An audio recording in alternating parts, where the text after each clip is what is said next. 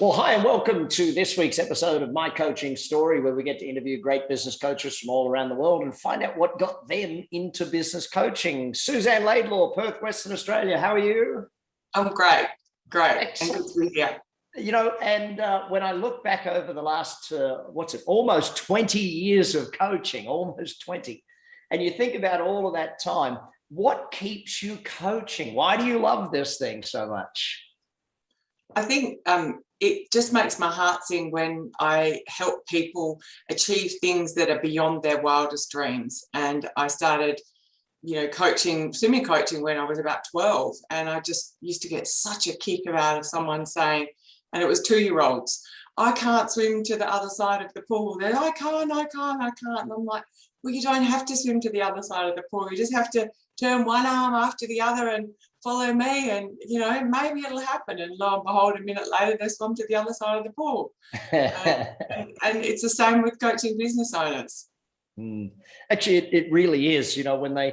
It kind of drives me nuts that business owners don't realize there is a systematic methodology or a recipe for growing a business. It must be fun, though, when you see people's eyes open with this whole thing. Absolutely. It's just, well, it's not so much their eyes open. It's like the lights go on. It's like, I get it now. The choice is mine. I get it now. I set the dial. I don't have to listen to all that noise outside and all that doubting negative monkey in my head. I can just choose where I want to go and set the dial and go there.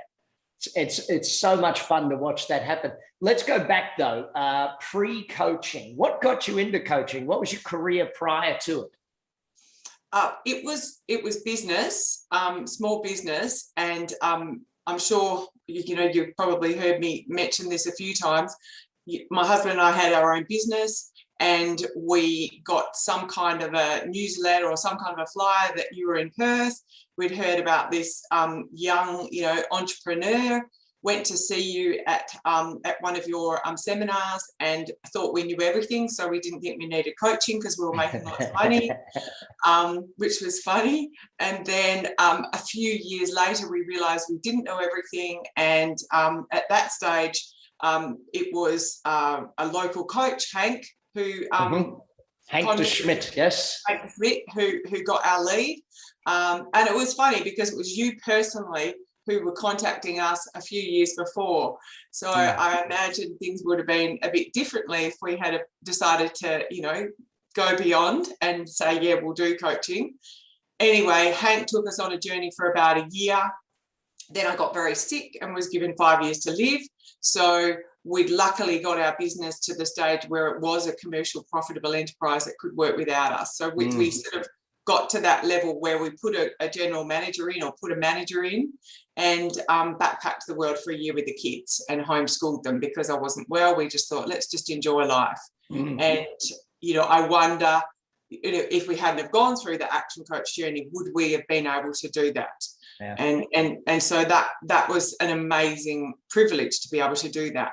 And then eventually came back, sold our business. I finally got rid of the disease and then decided that we'd be property investors and semi-retired, had pots of money, lots of properties and did property investing, flipping and having fun. But we got brains in a bull market mixed up. And so with about 15, 16 properties on our hand and the debt to equity ratio just plummeted, we ended up nearly losing everything and had our 4 kids in the house.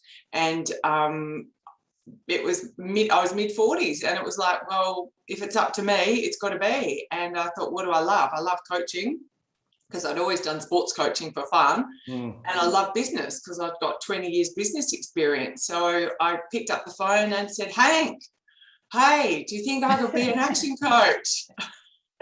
And here we are today, almost 20 years later.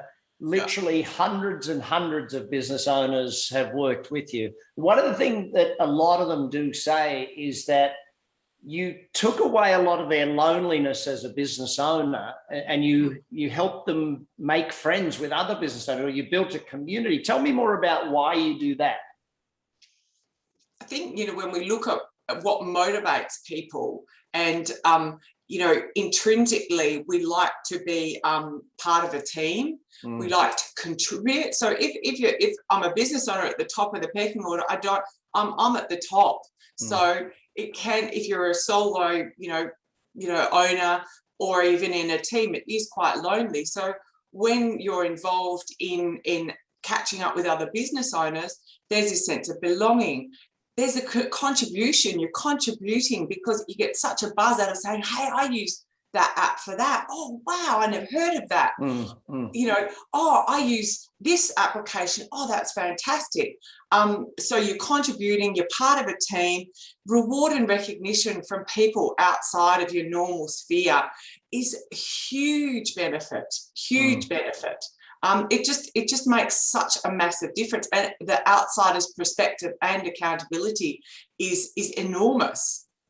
I think it's amazing. You hit on a point there that business owners don't get recognized. They don't get kudos from the community. What do they get? Oh, you should pay more taxes. You should do, all that stuff. And I love that's a part of it. Have you got any favorite client stories after all of these years? There must be one or two that stand out. You say, I loved seeing this happen to this person or this business.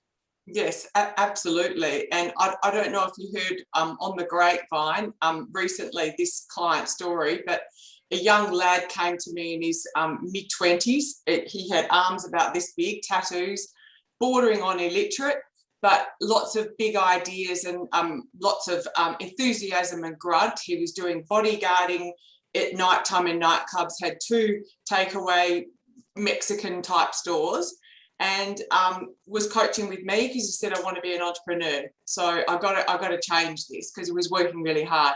Lo and behold, Brad Sugars says, I'm coming to Perth, first in best dressed, we'll coach your clients for a day. So he comes along, and then something clicked in his head when you talked about the model of a perfect business. And he realized his business was not the model of a perfect business. It wasn't leverageable. It wasn't replicable. There was many things that the distribution model was not good enough because it relied on him.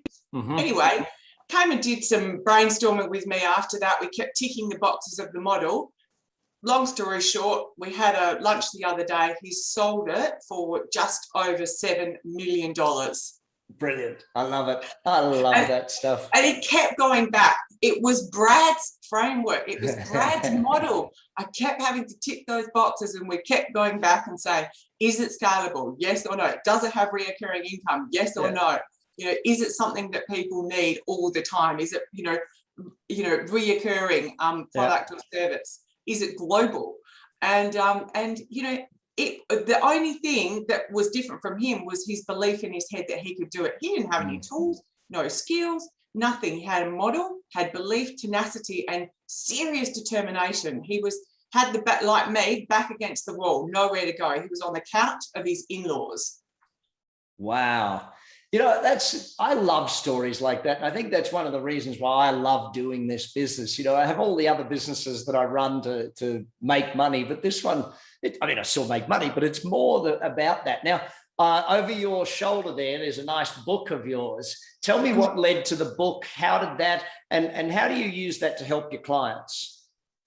I think as coaches, we draw a lot from our life experiences. And sometimes when people are having a hard time, they find it hard to actually see, the light at the end of the tunnel. And through my business journey, I've had a lot of serious challenges. And when we started our first business, we were unemployable, which a lot of people start a business because they're unemployable. Yes. They create a job for themselves. Yeah. So my husband had just been seriously burnt. He looked like Freddy Krueger. He had, a 3rd-degree burns to 17% of his body. I had a newborn baby, 6 weeks old, breastfeeding, not quite employable. And so we started a business. Yeah. So with my book, I've paralleled every time we had our back against the wall and the challenges that we had, but we still had to get up and pick up the phone and put a smile on our face at the business. We still had to pay the mortgage. And every business owner out there can't say they've gone for any period of time without having a challenge. But how do we navigate it? That's the thing that I think a lot of people in business books don't read. They read success stories or they read theory. So my goal was to put together, when the things hit the fan, when things you just don't know how to get out of bed, how do we mentally navigate? It doesn't matter to the person who wants that service that said, you'd get that fixed by tomorrow. Why is it not fixed? I don't care that, you know, your dad's just died in a plane crash last night. I don't care your wife's got cancer, it's going to die in 5 years. I don't care. He just wants his product. So as a business owner, we all face challenges. I'm no different to anyone else. Everyone's had their challenges, but they still don't know how to navigate until they get some tools or maybe some inspiration from how someone else got through it. And that's why I unpacked all my crap. And it was big. It was like, took 10 years, and it was a lot of, I think, emotion and a lot of therapy and me going through it and unpacking it, because I'd stored a lot of it away. But in going through that story and paralleling it with the business related tools, you know, my hope was that I would touch 1 million people's lives. I want to be a millionaire of hearts. That's my goal.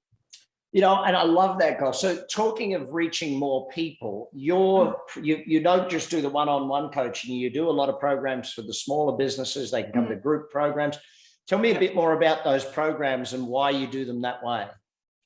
Well, I do the 2-day planning club where people get everything out of their head and create their business plan. And that is really because people lack the planning up the front, and they would not build a house without a plan. It would just fall down. If they just said, let's just put a slab down and wing the rest, it just wouldn't work. And that's what most business owners do. So if they come to me and say, I can't afford to do a business plan, I say, can't afford to be in business then. Because if you can't afford to make a plan, you cannot afford to be in business. I don't care whether it's a 20K a year business. I don't care whether it's $1 million business. You need to have a plan first to see if all the elements fit. So I do that in a 2-day workshop, in a boardroom scenario. I've done it with people from other countries over like this. I had a guy ring me from Singapore. He said, I've got board members all over the world. We've got a week to get a plan together to present to a board. Can you help us? I said, absolutely. So we just set some Zoom times up, and we did that with people, different board members from around the world. I've recorded my whole planning on the internet. So if people are in isolation or another country, they can go through the process over the internet. So that way, whether somebody is in, Timbuktu or right in front of me, I can help them to create a plan. And it's really simple and easy. It's not difficult, going from where you want to go to where you are to everything in between. You know, I love the way, and a lot of your clients, I think that the easiest way to describe it is that they say you make things much simpler for them. Tell me more. Why do they say that, first and foremost? I think because it is simple. I think people complicate it. I like things that are fun and simple, and all of the rest of everyone else can do everything else. It's just fun. I mean, like yesterday, a coaching session, a guy was telling me how much an hour's worth on a service. And then I said, okay, so what about this product? And he did the calculations, and it was $25 less. And I was like, isn't that interesting? And I said, so how long have you known that? And he goes, about 2 seconds. And so all of a sudden there's profitability to be found in there. Yeah. So speaking then of, them growing, your clients growing, your business is also growing, your team is growing. What's the future for your coaching firm? Where do you see yourselves going as a firm? I see us potentially helping more people globally with because I do a group that I catch up with once a month. I do a group I catch up with once a quarter, and I have my one-on-one people, and I have the business planning. The gate is the business plan. I will not coach someone if they don't have an up-to-date business plan that they can send to me. So that's the gate. If they're not prepared to do that, go and see another coach that likes to coach to fluff, which I'm not interested in. It's the longer I coach, the more the numbers are sort of that central core and having the plan, all of those things. Listen, Suzanne, thank you so much for being such a great coach and helping so many people. And thank you for your time today and sharing just a little part of your coaching story. Thank you. And thank you for being you. Like, you're constantly giving, you're constantly celebrating, you're constantly putting your hand out to help, and it makes a huge difference to everybody. Thank you. I love that fact.